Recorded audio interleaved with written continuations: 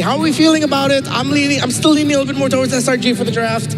I don't know. I think that Aurora has a really solid game plan, but at the end of the day, I'm looking at the counter index. I have to agree with the counter index. Aurora has a slightly better draft. Yep, because even Innocent, oh my lord, what a switch up.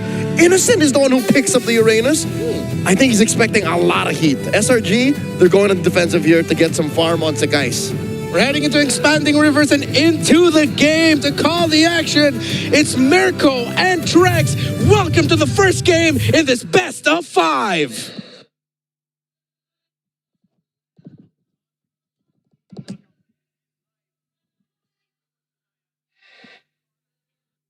Man, Trex. Hey, Leo called it, you know. We were going to see some crazy picks from TNZ. We saw the Amon back then, the Leo Mord as well. We saw this in Swiss. We know it was going to be possible to play it in such a high-stake match, but hey, they brought it up. This is what you've got to love about Aurora Turkey. They're willing to always push the limits, and they get wins when they push the limits like this. I do agree with Gideon. I like their draft. One of the reasons I like it, there's a lot of kiting capabilities on their draft. For SRG, it's going to be hard to bring that dive in. And look at the damage already onto Cram early on. Yeah. So in the end, it is actually going to be Innocent on the export, Cram on the Uranus there. Unfortunately, we got to see, it was quite mixed. I was quite surprised as well earlier. But hey, this is already a very different approach. Rosa? First blood against Stormy. Hey, we heard earlier, Trex, that both of them really want to show who the better mid trio is. Right now, it's 1-0 to Rosa.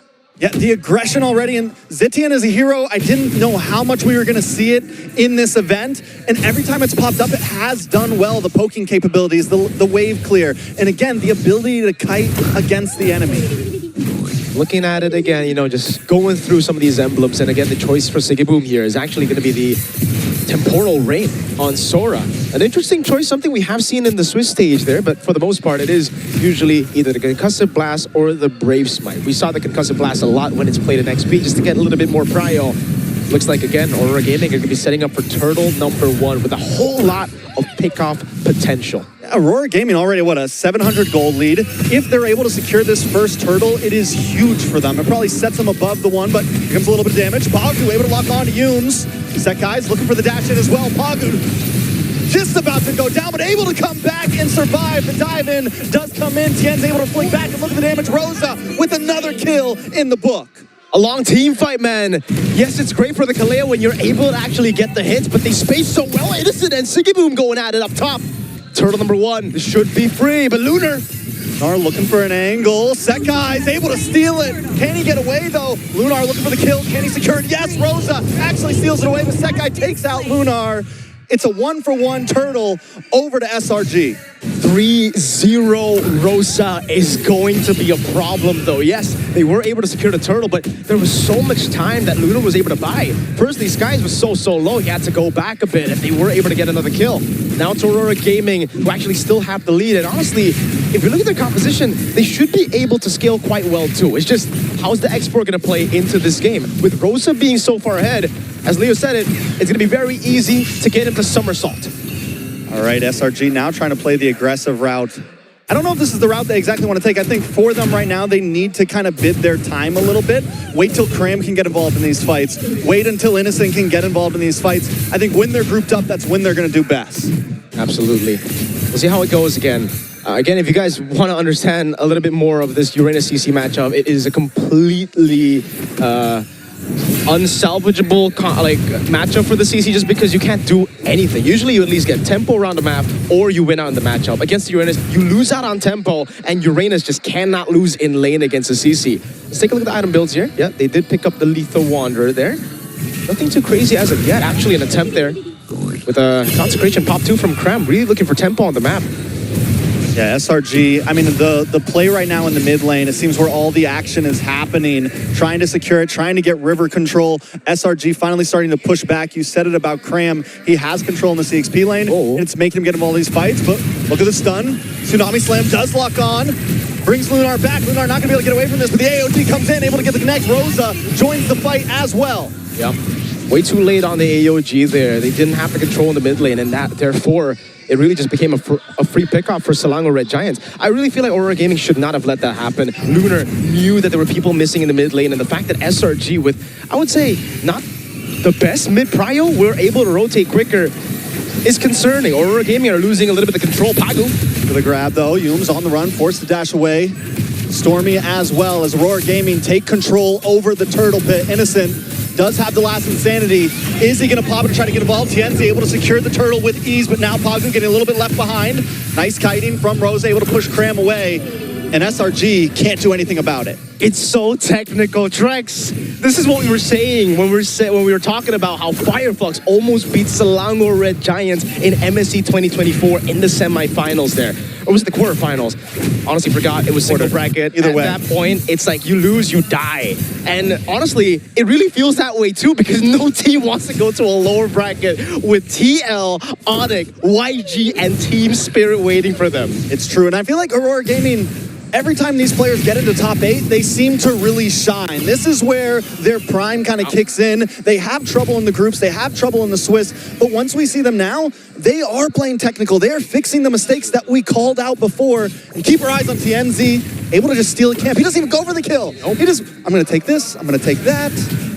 As an assassin, Trex, it's all about how to make the enemy marksman your boy.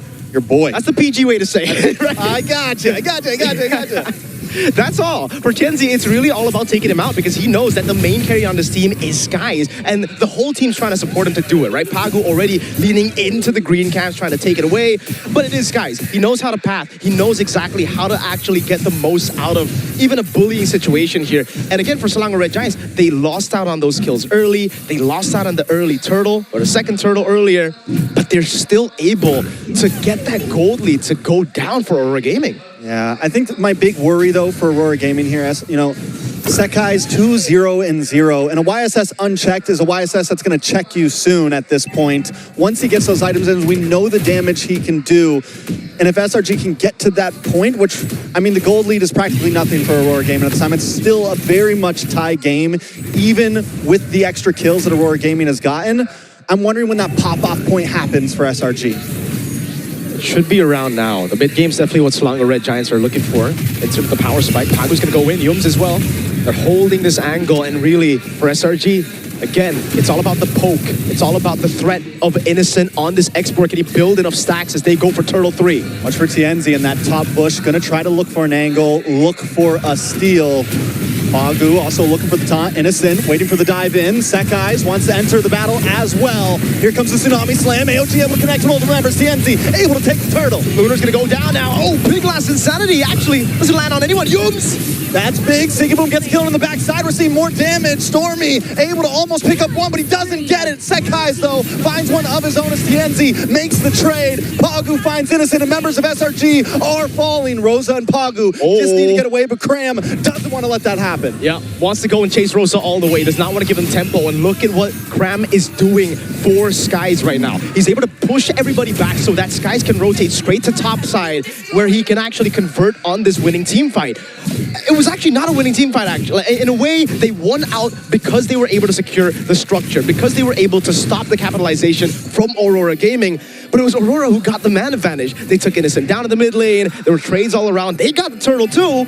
But it's all about the structures at the end of the day. If we have a technical match like this. And if you get those big neutral objectives, can you convert them into structures? Can you convert them into towers? And that's where Aurora Gaming is falling short right now.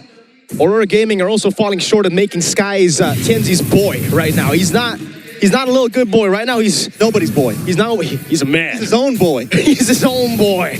He's getting to be a man as we get into the late game, man. He can really start to be independent. Oh, hold on. No way he goes for the Tsunami Slam. Yeah, on to Pagu. But Skies was ready for it, dude. He popped Mountain Shocker right as Yums jumped in. So they got to be real careful about that. Once we get to the later stage of the game, you use that. That's a big part of his kit, especially against Aurora Gaming's ambush, I would say. They have a lot of assassination attempt or assassination threat, Innocent. Tienzi's hunting. Yums. SRG as well. Yums able to get the grab. Tsunami Slam, and Sekai's gonna eat that Tienzi quickly. Bagu now on the run as well. He shouldn't have got involved with the heal. Does come in. Siggy Boom here to back him up as Lunar tries to get Cram away from Rosa here. But Innocent doesn't let Pagu get away. He goes down. SRG got what they came for. They find two members, and they back up, but on the top side, Siggy Boom as well, up against Innocent. Are they going to re-engage? Last side is down already. Innocent going to be taken out by Siggy Boom, and now it's Cram who chases, but the Lord is being taken by SRG. Look at the damage from Siggy Boom onto Cram right now. It might just be enough, but Cram is relentless. Down at the Lord, though, there's a fight going down. Stormy able to get the shutdown onto Rosa. Sec Guys takes the Lord off Cam, and Cram picks up Siggy Boom just to put a bow on the box. Lunar falls as well, and just when we were counting SRG out, they take the game into their hands. It's all about team fighting at the end of the day if you're Selangor Red Giants. Yes, they've been dominant. They've been showing how they can tackle games just through taking the macro, having those advantages. But at the end of the day, it's still the same SRG that won MSC 2024. It's an SRG where you really just rely on those crazy team fights to get back at a game if you're losing. And Cram, he's loving this chaos. Pagu's gonna try to flank him, but he doesn't care, yo. I mean, in that whole last fight, SRG did such a good job at splitting Aurora up. Yep. I feel like they were planning to take that Lord from the very beginning of that pickup on top side. Now SRG looking to try to come on to this tier 3 in the mid lane. Lord coming down the bottom. That's the thing about Aurora Gaming's composition. They look like they're built for the early game. Into the mid game, they have to start to group up. Meanwhile, for Selangor Red Giants, they're fine playing in the side lanes. They still have these very, very strong side laners who can really go for these 1v1s and win it out. Unfortunately for Innocent, the last insanity got flickered out of, right? That was just the whole problem there. Siggy Boom was able to get the kill, but Cram stopped him from rotating over. And now it's Pagu. Pagu tries to go in. Big Sun comes down. Lunar able to find Sec Guys. This is huge for Aurora Gaming. Siggy Boom in the midst of things. Still there. Last insanity coming down. No, Siggy Boom actually still able to turn things around. AOG! AOG connects. Well, just misses. Cram now back against the tower. Aurora Gaming trying to push down the mid side. Lunar keeping Cram at bay as the rest of the team follow behind. And look at the grab. Look at the stun. Stormy falls. TNZ gets the kill. There's 2 members left for SRG. In a way, it's still the SRG from MSC 2024, you know? They take those risks, and a lot of times it pays off, but when it doesn't, oh man, it really hurts. And just like in MSC 2024, Aurora Gaming are punishing that. They're going for these team fights, and they finally understood we need to group up. We cannot let Selangor Red Giants split us up the way they did during that Lord take. It's really all about getting those proper sets. And yeah, this is the problem about having a Valentina in the mid lane as opposed to in the matchup purely against the Sora. Because Stormy isn't building tank, he's building Lightning Truncheon and the Bloodwings here. He's still such a squishy boy, so when he goes in, it's either everybody follows up, they get the win, or he goes in and he gets insta-deleted by Aurora Gaming. I mean, at this point, wait a second. I mean, Cram is the menace right now. I feel like Cram is really the thing keeping SRG heavily in this game. SRG looking for a target that his side did not fully commit. I think it's a safe bet. It's back to level. 600 gold lead for Selangor Red Giants at this point of the game. It really is insignificant. What's going to be significant, though, is the structural advantage that Selangor Red Giants have been able to get. This bottom lane is big for them, dude. They still have a tier 3 up top, or tier 3 down below. Up top, I have no idea. And with Cram up in the top side, it is going to be hard for Aurora Gaming to try to contest this Lord. SRG going to be able to control the macro. Look at the wave already coming in. Aurora Gaming either has to fully commit to a fight or just give it over at this point. Look at this dirty Cram Uranus, man. Constantly flanking, constantly just being a nuisance, forcing Aurora to split. And again, for Selangor Red Giants, after that fight, they know what to do. They need to split them up. And look at Skies already, a quarter HP on the Lord. TNZ flickers back with the trick. Big stun comes in on the multiple members. What? SRG and TNZ steals the Lord right out of their fingers. Siggy Boom gets a kill as well as Aurora Gaming collapse. Skies still able to trace this away. Lunar goes in and Rosa picks up the kill. The Thorn Queen is back, looking for targets. It's nothing but Cram, Stormy, and Innocent against the Lord in a full push as AOG does not connect, but SRG are still against the ropes. TNZ wasn't able to pull these guys in the early game despite being on an assassin. We were going to say that it was going to be a problem, but TNZ showing up here, stealing away the Lord just like he steals away lunch money from Skies. Innocent, he's gonna have to go in. Last Insanity. Oh, that might have been a bad last Insanity. Will be able to just get away the deadly magic.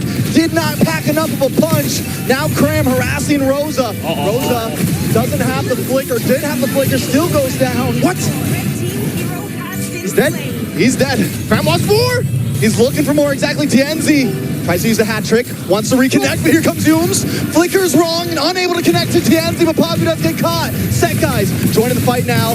Gets a stun. AOG to safety. Aurora Gaming forced to back off the back and forth right now. No base turrets taken just yet. Wait, did the turret just fall up top? Lord knows. Lord knows. Lord knows, folks. Only Lord knows. Only Lord, right No now. turret fell up top. They are still all standing strong. 3 inhibitors for each team. All right. Aurora Gaming. Chastised Pauldron already for Pagu there. Dominus Ice with the Radiant Armor as well. Taking a look at the itemization here for Rosa. Lightning Truncheon with the Glowing Wand and the Blind Glaive. Yeah, no survivability at all. That's why Cram could just walk through the front line and actually just get to Rosa. So that's going to be the problem as we get into the next few fights, right? Selangor Red Giants will now understand that. Thing is, though, as the panel was already saying, Innocent on this X-Borg is great when he can actually get the stacks down. But if his Faraga armor gets taken out so early in the fight, and with Aurora Gaming having that poke with the Zetian, having that all-in with the Sora, it gets really tough for you to keep your Faraga armor up. Not just that, but when you think of Innocent, you think of the half man, half beast, you think of the damage dealer, you think of the person that can turn a game around when you're in these positions back against the wall. And I don't think the X-Borg is capable of doing that. At this point, it all comes down to Stormy and Sekai's to secure those kills for the team. Now it's all about getting position. Lunar pops in the curtain call already. Try to get some poke down. It's all about playing in the bottom lane. They don't have base turrets, like we said earlier, folks. So it's all going to be the control over the side lane. For Aurora Gaming, it's all about sending someone down below right before the Lord spawn so that they can actually continue to push in or at least stop the shove from coming in from Cram. SRG have the advantage every single time when it comes to the full Lord dance, just because the Uranus is able to play around the bottom lane so easily. So for Aurora Gaming, this is going to be a big blow. Look at Lunar. He's stuck down below, constantly having to deal with the Uranus. And there's no one else you can send. You need Sigibum to be around this Lord fight. You need obviously, Harley to rotate around. And they can't even look for a pick-off on Cram. I really don't think they have enough damage if Cram has Flicker and Consecration. Now, if both those two are burned down, then sure, maybe they could go maybe. But then it would just give Selangor Red Giants the green light to be like, all right, let's rush the Lord. At this point, Aurora Gaming has to just kind of get the full team wipe and ignore Cram at this point. You know, get the Lord, get the steal, do something, because Cram is always going to be there. Yeah. He's going to be a nuisance to them. They have to play around it. We're looking at about 17 and a half minutes into this game. Aurora Gaming holding a small lead, but we're about to get to the standstill. Full item builds. Cram, though, they do. Consecration comes out. Cram uses the flicker as well, but they're trying to lock on. Up on the Lord. No plays happening. Cram finally falls. Sigiboom able to get the kill. Is this the time for Aurora Gaming to make a play under the Lord? I think it's too late. Selangor Red Giants, they actually had no control there while Cram was pushing in the bottom lane. An uncharacteristic miscomm coming in. Stormy, oh my God! Look at the damage. The deadly magic of Rosa. Still takes the kill. Last Insanity defensively. Yum's going to be caught as well. He's going to be taken down despite going for the Tsunami Slam. Aurora Gaming. They've taken 4 members of Selangor Red Giants out, and they are knocking on the base. It's nothing but Innocent left, and it's time to put the beast down. They got a minion. Aurora Gaming are trying to finish this. Immortality does pop. Innocent still trying to hold it off. Immortality pops for Innocent. Aurora Gaming just need a lock on the base, and game number 1 is finished. The upset happens, and Aurora Gaming takes the first game. Ladies and gentlemen, we were coming into this matchup talking about a possible Fire Flux versus SRG in MSC 2024. And I think we got what we wanted plus more.